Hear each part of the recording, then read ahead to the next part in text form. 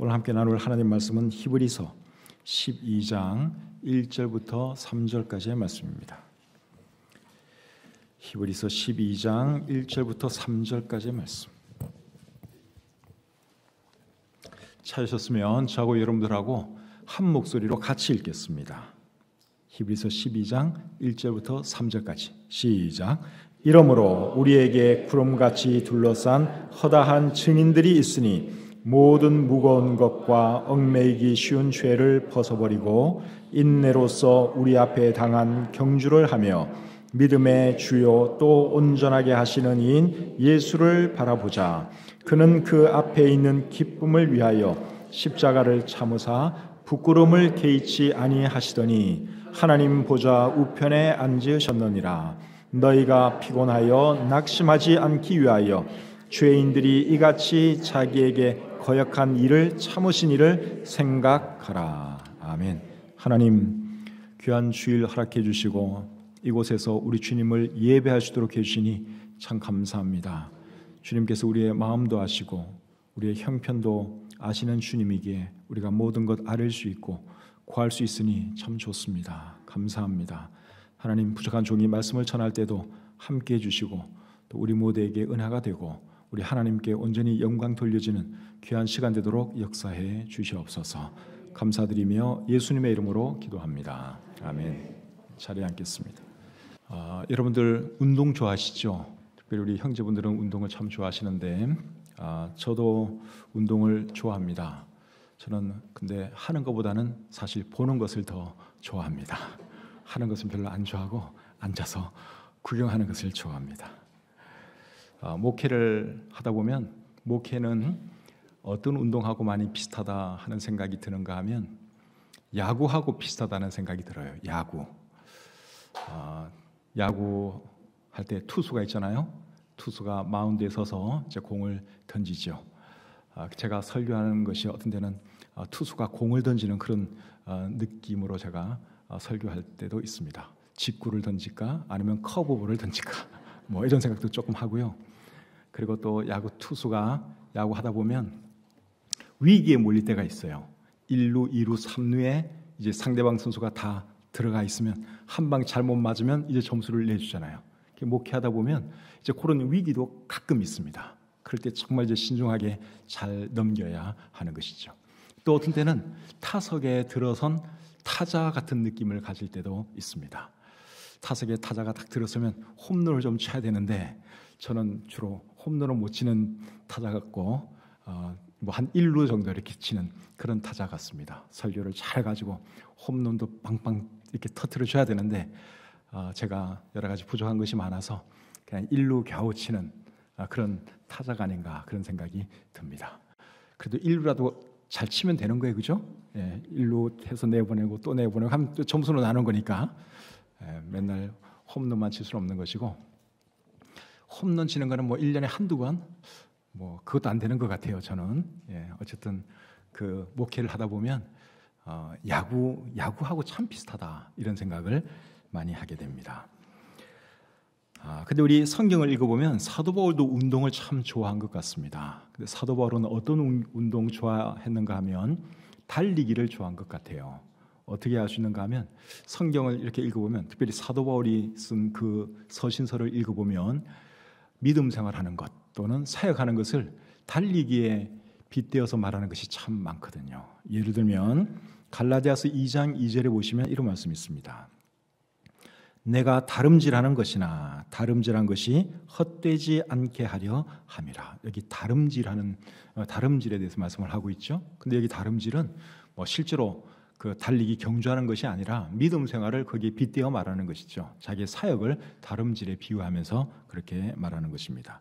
갈라디아서 5장 7절에 보시면 너희가 다름질을 잘 하더니 누가 너희를 막아 진리를 순종하지 못하게 하더냐. 여기도 다름질이라는 단어를 쓰고 있는데 믿음 생활을 거기에 비유한 것입니다. 빌립보서 2장 16절에 보면 생명의 말씀을 밝혀 나의 다름질이 헛되지 아니하고 수고도 헛되지 아니하므로 그리스도의 날에 내가 자랑할 것이 있게 하려 함이라. 여기도 보면 나의 다름질이 헛되지 아니한다 하는 그런 표현을 쓰고 있는데 실제적인 다름질이 아니라 그의 사역을 그렇게 표현하고 있는 것이죠. 빌립보서 3장 12절을 보시면 내가 그리스도 예수께 잡힌 바 된 그것을 잡으려고 달려가노라. 열심히 육상선수가 뛰는 것처럼 그렇게 달려가고 있다고 말씀하고 있습니다. 또 빌립보서 3장 14절에 보면 표대를 향하여 그리스도 예수 안에서 하나님이 위에서 부르신 부름의 상을 위하여 달려가노라. 어떻게 간다고요? 달려가노라. 육상선수가 열심히 뛰는 것처럼 그렇게 달려간다 말씀하고 있습니다. 디모데후서 4장 7절에 보면 나는 선한 싸움을 싸우고 나의 달려갈 길을 마치고 믿음을 지켰다. 또 그렇게 말씀하고 있죠. 사도 바울 당시에도 여러분 올림픽 경기가 열렸습니다. 올림픽의 역사가 굉장히 오래됐죠. 성경이 기록될 그 당시에 사도 바울이 활동할 그 당시에 올림픽이 열렸습니다. 그러다 보니까 달리기 경주에 대해서는 그 당시 사람들도 다 아는 거예요. 육상 경기가 그 당시에 실제로 열렸으니까 이런 이야기하면 그 사람들 마음에 확 와닿으면서 이해가 잘 되었으리라 생각합니다. 그래서 이제 사도 바울은 믿음 생활이나 사역을 그 경주에 비유를 하는 것이죠. 근데 오늘 읽은 이 본문을 보시면 히브리서 기자도 믿음 생활을 경주에 빗대어 말하는 것을 우리가 볼 수 있습니다. 1절 끝부분에 보시면 1절 끝에 보시면 인내로서 우리 앞에 당한 경주를 하며, 여기 경주라는 단어가 나오는데 표준 세번역의 성경에서는 다름질로 번역을 하고 있습니다. 여기 경주는 육상 경기를 말하는 거예요. 달리기를 말하는 거예요. 경주에는 단거리 경주도 있고 장거리 경주도 있는데 믿음 생활은 단거리 경주 같습니까? 장거리 경주 같습니까? 장거리 경주라고 보시겠죠. 우리가 뭐 한두 달 하고 믿음 생활 접을 것도 아니고 평생 우리가 믿음 생활 하는 거기 때문에 믿음 생활은 장거리 경주라고 할 수 있습니다. 육상에서는 5,000m 이상 뛰는 것을 장거리 경주라 그럽니다. 근데 5,000m 이상 뛰는 거, 5,000m, 10,000m, 마라톤은 42.195km를 뛰는 건데 그거 뛰는 것이 여러분 굉장히 힘들죠. 그 장거리 달리기를 하다 보면 그 선수들이 포기하고 싶은 생각도 많이 들 것입니다. 그럼에도 불구하고 참고 이를 악물고 달리는 것이죠. 근데 우리가 믿음 생활을 할 때도 그런 생각이 들 때가 있습니다. 헌신을 하거나 또 봉사를 하거나 사역을 할 때, 또 저 같은 경우에는 목회를 할 때 그만하고 싶다, 포기하고 싶다 이런 생각이 가끔 들 때가 없지 않아 있죠. 우리 헌신자들 그런 마음 듭니까 안 듭니까? 그런 때 들 때가 있죠. 힘들 때. 또 어떤 사람이 뭐라고 막 그러면 또 시험 들어가지고 그만둬야 되나 말아야 되나 이런 고민할 때가 있습니다. 그래도 그만두면 안 되죠. 달리기 선수가 중간에 포기하면 안 되는 것처럼 우리 믿음 생활하는 사람도 중간에 포기하면 안 되고 또 헌신하고 봉사하는 사람들, 사역하는 사람들도 중간에 그만두면 안 됩니다. 그러면 어떻게 하면 우리가 믿음의 경주를 포기하지 않고 끝까지 완주할 수 있을까요? 오늘 이 본문에 보시면 네 가지를 우리에게 말씀해주고 있습니다. 첫째는 우리에게 구름같이 둘러싼 허다한 증인들이 있음을 기억하라. 그렇게 말씀하고 있습니다. 1절을 한번 보세요. 1절. 이러므로 우리에게 구름같이 둘러싼 허다한 증인들이 있으니, 여기 보면 우리에게 뭐가 있다고 말씀하고 있는가 하면 구름같이 둘러싼 허다한 증인들이 있다고 말씀하고 있습니다. 이들이 누굴까요? 이분들이 누군가 하면 믿음의 경주를 성공적으로 마친 믿음의 선조들을 말하는 것입니다. 오늘 이 본문 바로 앞에는 히브리서 11장이 기록되어 있는데 히브리서 11장에는 믿음 생활을 잘한 우리 믿음의 위인들 이야기가 기록되어 있죠. 그러니까 그분들이 우리를 둘러싸고 있고 지켜보고 있는 것처럼 여기 1절이 말씀하고 있습니다. 그런데 실제로 그분들이 우리를 천국에서 이렇게 지켜보는 것은 아니고 이제 이 말씀은 비유적으로 하시는 말씀이에요. 경기장에서 선수들이 경주를 하고 있으면 수많은 사람들이 그 모습을 지켜보고 있죠.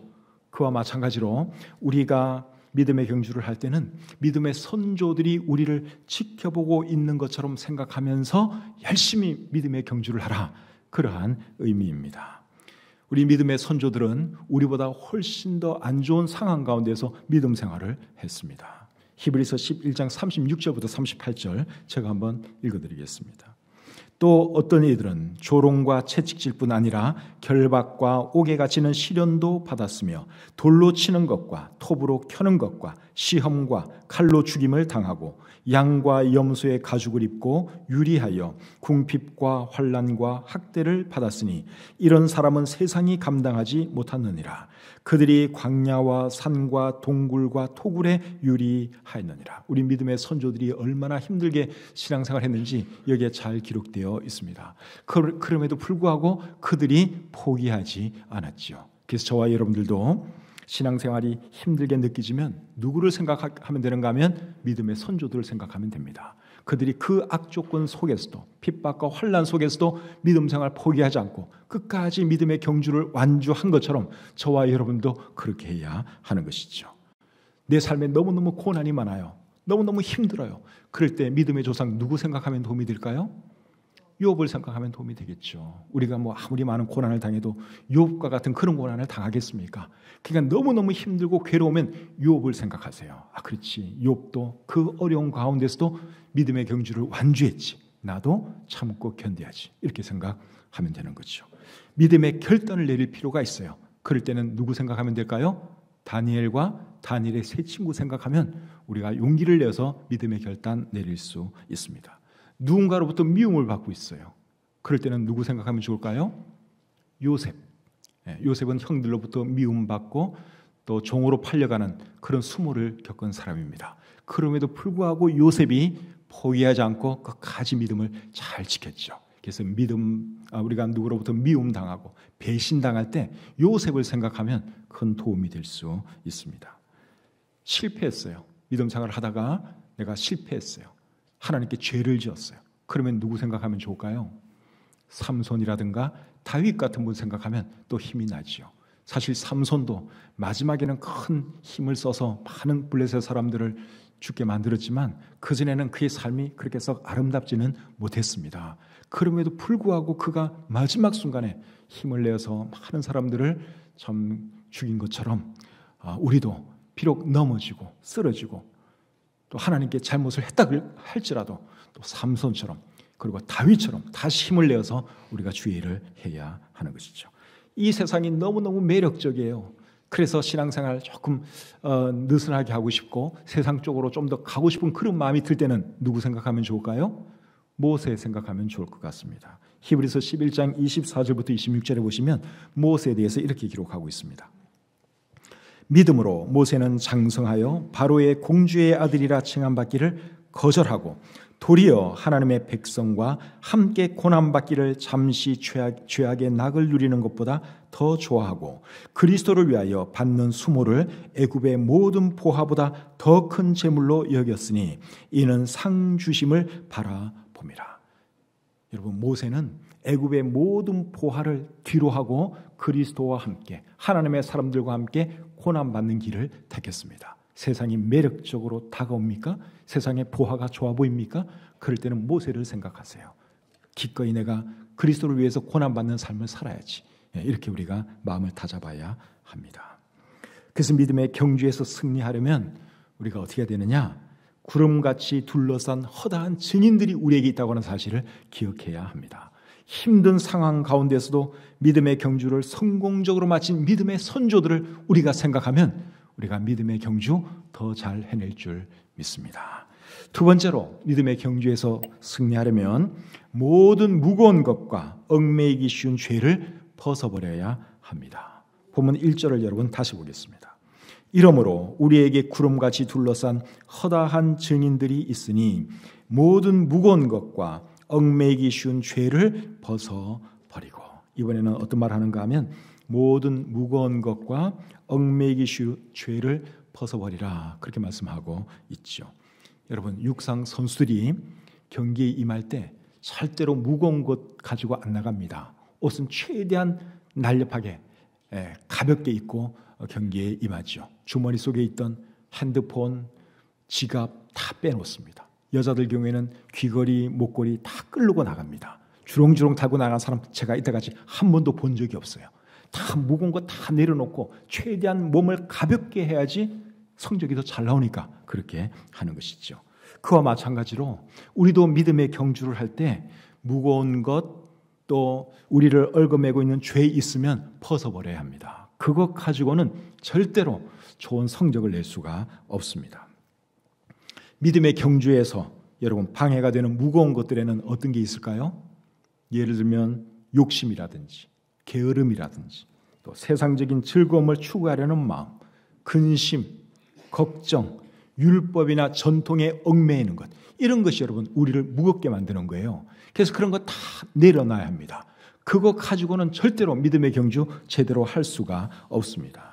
그리고 얽매이기 쉬운 죄를 벗어버리라, 그렇게 말씀하고 있는데 그 죄에는 어떤 게 있을까요?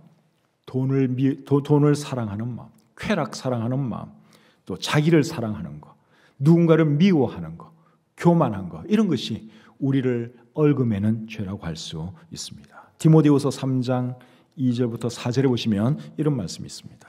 사람들이 자기를 사랑하며 돈을 사랑하며 자랑하며 교만하며 비방하며 부모를 거역하며 감사하지 아니하며 거룩하지 아니하며 무정하며 원통함을 풀지 아니하며 모함하며 절제하지 못하며 사나우며 선한 것을 좋아하지 아니하며 배신하며 조급하며 자만하며 쾌락을 사랑하기를 하나님 사랑하는 것보다 더하며, 말세의 그리스도인들이 이렇게 될 것이다 하는 말씀이에요. 그래서 여기에 기록된 것들이 다 안 좋은 겁니다. 그래서 이런 것들이 우리에게 있으면 버려야 하는 것이죠. 내려놓아야 하는 것입니다. 이런 것 가지고는 믿음의 경주를 절대로 해낼 수가 없습니다. 마태복음 19장에 보시면 한 부자 청년이 예수님을 찾아옵니다. 그리고 질문을 하죠. 선생님, 내가 어떻게 하면 영생을 얻을 수 있겠습니까? 질문을 했습니다. 나름대로 믿음 생활 해보고 싶어서 예수님 찾아온 거예요. 그때 예수님이 뭐라 그러셨는가 하면 내 소유를 팔아 가난한 사람들에게 나눠주고 나를 따르라, 그렇게 말씀을 했죠. 근데 이 청년이 가진 것이 너무 많았어요. 부자였어요. 그래서 어떻게 했습니까? 재물이 많음으로 근심하며 가니라. 우리 성경이 그렇게 기록하고 있습니다. 이 사람에게 있어서는 무엇이 믿음의 경주하는 데 있어서 방해거리였습니까? 재물. 더 구체적으로 말하면 재물에 대한 욕심. 그 욕심 때문에 믿음 생활 제대로 한번 해보지도 못하고 떠나가고 말았습니다. 사도 바울을 따라다녔던 사람들 중에는 데마라고 하는 사람이 있습니다. 이 사람에 대해서 우리 성경은 뭐라고 말씀하고 있는가 하면 이 세상을 사랑하여 나를 버리고 데살로니가로 갔다. 우리 성경이 그렇게 말씀하고 있습니다. 아무리 세상이 좋아도 그렇지 어떻게 여러분 사도 바울을 버리고 세상으로 나아갈 수가 있겠어요? 그런데 데마가 그렇게 했습니다. 하나님 사역 잘 하다가 어느 순간 세상이 멋지게 보인 거죠. 세상이 너무너무 매력적으로 와 닿은 것입니다. 그래서 사역 포기하고 세상이 좋아서 세상으로 돌아갔어요. 이 사람에게 있어서는 무엇이 문제였습니까? 세상을 사랑하는 마음. 그런 것이 그에게 걸림돌이었습니다. 저와 여러분들에게 있어서 믿음 생활을 방해하는 것이 뭘까요? 잘 생각해 보면 우리에게도 있습니다. 뭔가가 있어요. 그것만 해결되면 내가 더 신앙생활 잘할 수 있는데 하는 그런 것이 다 있습니다. 어떤 사람에게 있어서는 재물에 대한 탐심일 수가 있어요. 또 어떤 사람에게 있어서는 세상을 사랑하는 마음일 수도 있고, 또 어떤 사람에게서는 취미생활일 수도 있어요. 그놈의 그 취미생활만 조금 포기하면 더 믿음생활 잘하고 더 봉사 잘할 수 있는데 그 취미생활 그것 때문에 그 신앙생활 제대로 못하는 그런 사람도 있습니다. 또 어떤 사람은 너무너무 바빠요. 분주해요. 그렇게 바쁘게 살 필요가 없는데 그렇게 바쁘게 삽니다. 그거 좀 내려놓으면 되는데 그걸 못해요. 그런 분들에게는 이제 그 분주함이 걸림돌이라고 할 수 있겠죠. 또 어떤 사람들에게는 육체의 정욕이 또 걸림돌일 수 있습니다. 육체의 정욕만 조금 더 잘 다스리면 훨씬 더 믿음 생활 잘할 수 있는데 그 육체의 정욕을 다스리지를 못해서 실패하고 넘어지고 믿음의 경주 제대로 못하는 사람들도 있습니다. 여러분 그것이 무엇인지 한번 우리 자신들을 잘 돌아보시길 바라고, 믿음의 경주를 방해하는 그것을 여러분 내어 버리시기를 바랍니다. 그래야지 우리가 정말 홀가분한 마음으로 믿음의 경주를 잘할 수 있습니다. 고린도전서 9장 25절에 보시면 이런 말씀이 있습니다. 이기기를 다투는 자마다 모든 일에 절제하나니 그들은 썩을 승리자의 관을 얻고자 하되 우리는 썩지 아니할 것을 얻고자 하노라. 여러분 세상의 경주자들도 경기에서 이기기 위해서 얼마나 절제합니까? 육상 선수들이 먹고 싶다고 해서 여러분 다 먹지 않습니다. 살찌면 안 되니까, 날렵하게 만들어야 되니까 열심히 체중 조절하고 열심히 운동하고 그렇게 살아가잖아요. 근데 옛날 사도 바울 당시에는 그 상이 뭐였는가 하면 월계관이었어요. 히브리서가 기록될 그 당시도 마찬가지고 우승하면 월계관 하나 받는 겁니다. 금방 썩어 없어질 그 월계관. 근데 그 월계관을 위해서도 선수들은 자기를 절제했어요. 그렇다면 믿음의 경주를 하는 저와 여러분들은 얼마나 더 절제를 해야 하겠습니까? 그래서 버릴 것 있으면 버리고 절제할 것 있으면 절제하면서 믿음의 경주를 잘 해내는 저와 여러분들이 될 수 있기를 바랍니다. 세 번째로 믿음의 경주에서 승리하려면 인내해야 합니다.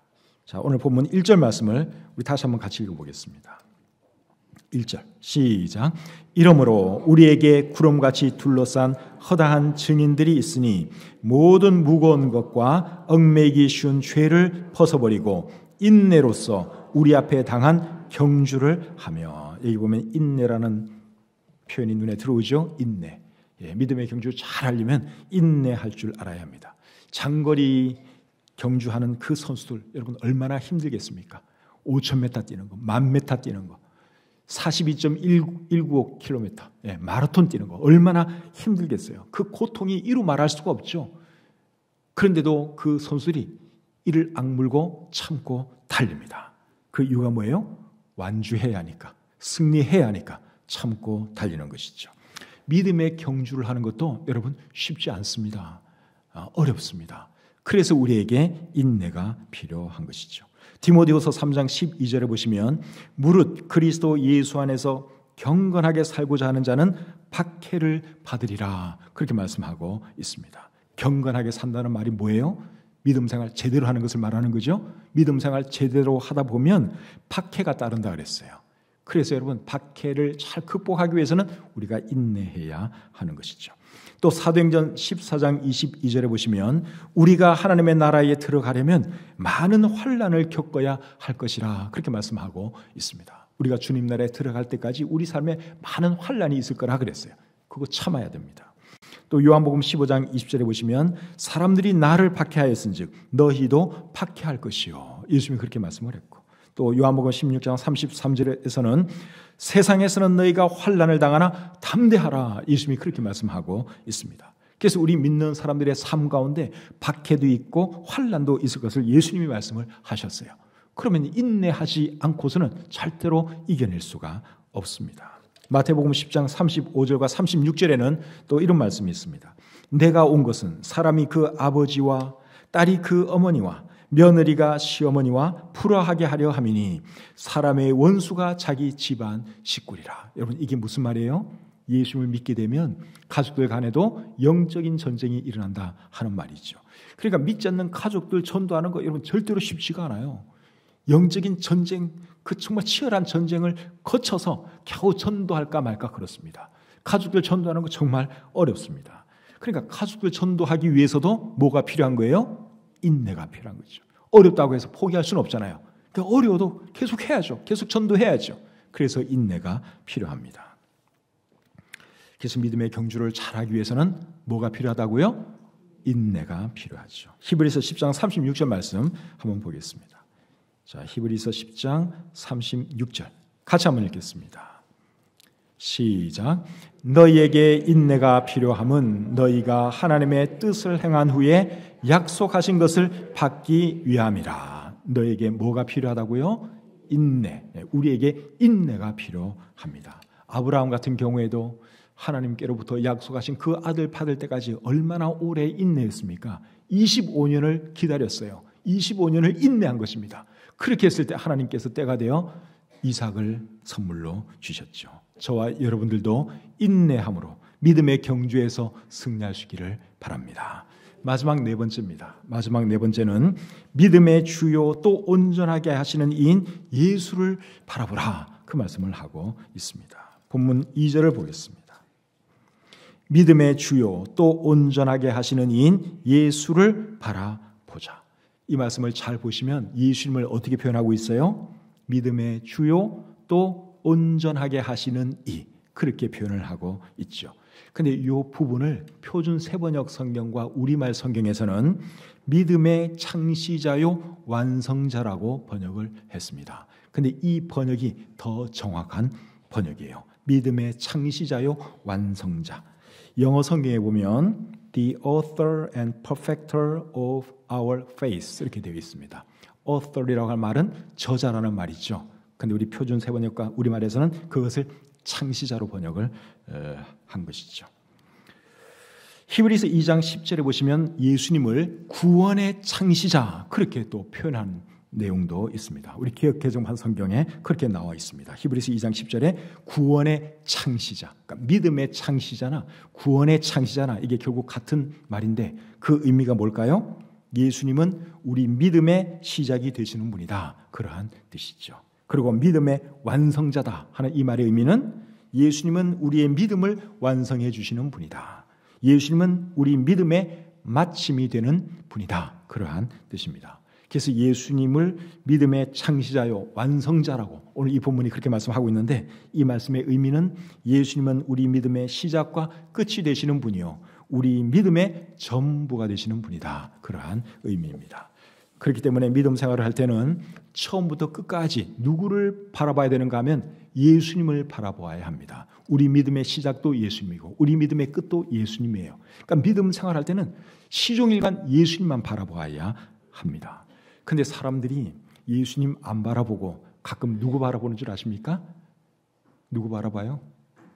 사람들을 바라보죠. 자기 전도한 사람 바라보고요. 또 교회에서 만난 어떤 사람 바라보고 또 설교하는 목사 바라보고 사람을 바라봅니다. 그런데 사람 바라보면 어떻게 되느냐? 실망하게 됩니다. 그 어느 누구도 완벽하지가 않거든요. 그러니까 사람 바라보면 실망할 수밖에 없어요. 그러니까 정말 제대로 신앙생활 하고 싶으면 다른 사람 바라볼 것도 없고 누구를 바라보라고요? 예수님만 바라봐야지 실망하지 않습니다. 왜냐하면 예수님이 우리 믿음의 시작과 끝이 되는 분이고 우리 믿음의 전부가 되는 분이기 때문에 그렇습니다. 또 우리 예수님이 어떤 분인가 하면 2절 하반절 보겠습니다. 2절 하반절. 자, 같이 한번 읽어볼까요? 그는 여기서부터 시작.